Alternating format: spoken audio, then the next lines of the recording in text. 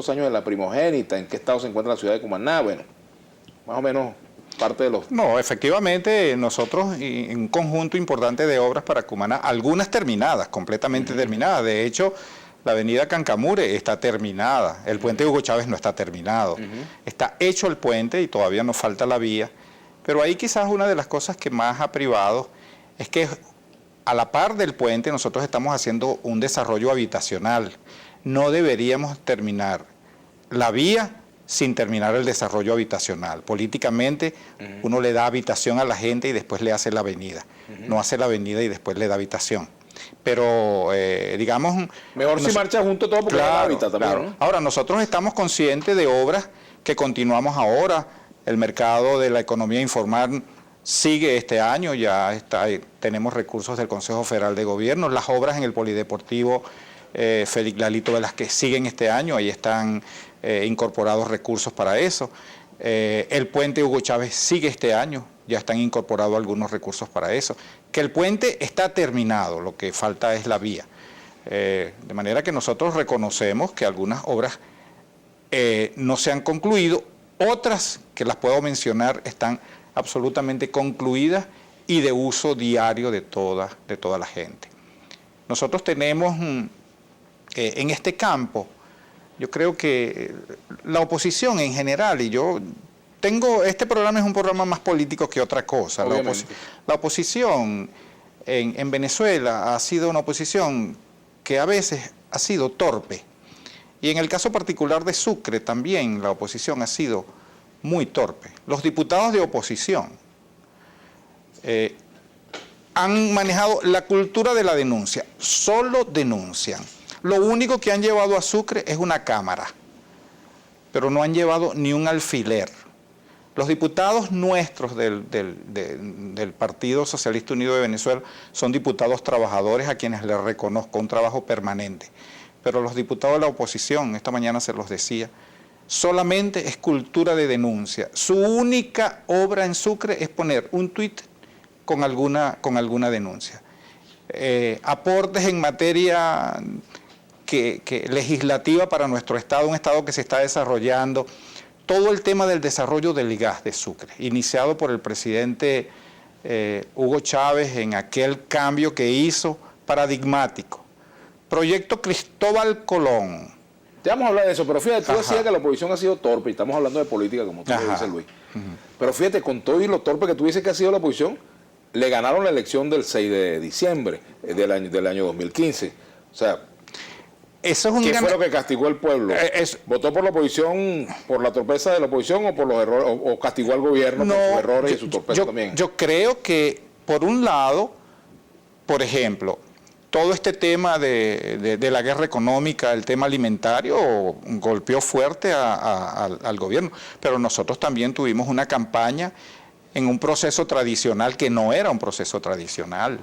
En mitad de esa guerra económica nosotros hicimos una campaña como si no hubiera pasado nada, con el mismo meeting, la misma caminata, la misma tribuna, sin esquemas que pudieran atender la dificultad que teníamos, que era la dificultad de la cola, y la oposición se centró en la cola. ¿Se burocratizó la revolución? ¿Se burocratizó? Pudiera ser que en algunos... ¿Por qué esa desconexión? ¿Cuál es tu análisis cuando tú estás, en solitario? Tus reflexiones, si las puedes compartir con respecto a eso. Bueno, ¿qué nos pasó? ¿Por qué teníamos tanto respaldo, ya no lo tenemos? ¿Por qué la gente me reclama? ¿Por qué la gente no está conforme? Yo creo que el respaldo de la oposición que nosotros medimos en las elecciones para la Asamblea Nacional no fue un respaldo mayoritario en relación a lo que ha sido el respaldo tradicional de la oposición. Ahí lo que pasó fue que los sectores chavistas no salieron a votar, porque si los sectores chavistas hubieran salido a votar, otra hubiese sido el resultado.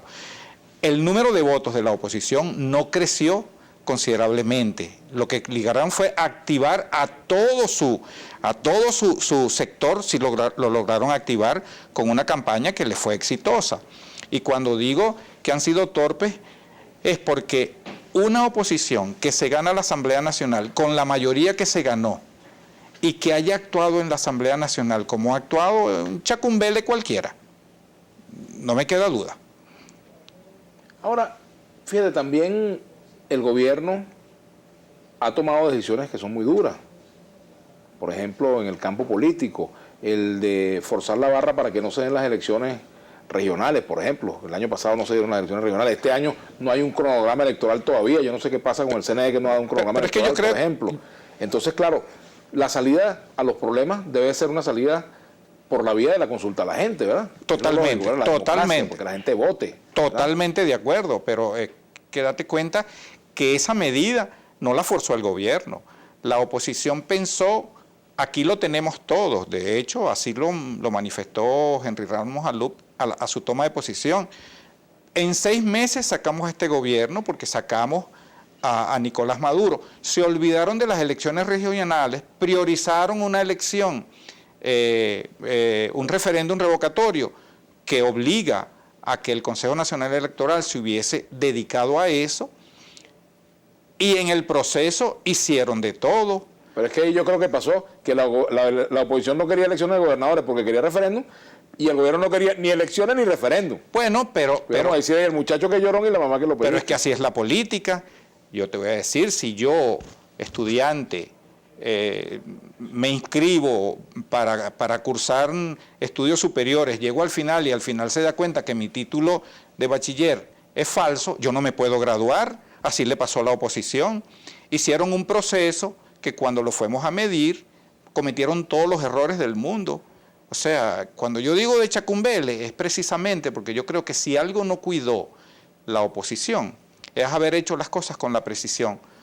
Porque si se hubiesen ajustado a las reglas de la Constitución, no hubiese habido forma de que se hubiese negado el referéndum revocatorio. ¿El chavismo le tiene miedo a una elección hoy? A elección de gobernadores o a la que sea. El chavismo no le tiene miedo a nada. El chavismo se ha arriesgado. Ni a Dios. Bueno, Dios es otra cosa. A Dios no le tememos. A Dios nosotros nos sometemos a su voluntad, sin miedo. Yo no le tengo miedo a morir. Es parte de lo que Dios nos concede. Ahora, yo no me quiero morir, que es otra cosa, pero no es el temor. El chavismo no le tiene miedo a nada. Pero tampoco quieren las elecciones, o si quieren. No, porque uno se aprovecha de la política. Si tú lo haces todo en forma torpe, yo aprovecho la política. Tenemos que hacer una pausa. Antes de eso, vamos a ver un tuit que nos tiene por aquí. Luis. Vladimir, pregúntale al gobernador por qué este mes de enero no viene CLAP. Vamos a hablar de eso al regreso. Ya venimos con Luis Acuña, nuestra etiqueta. Luis Acuña a la 1.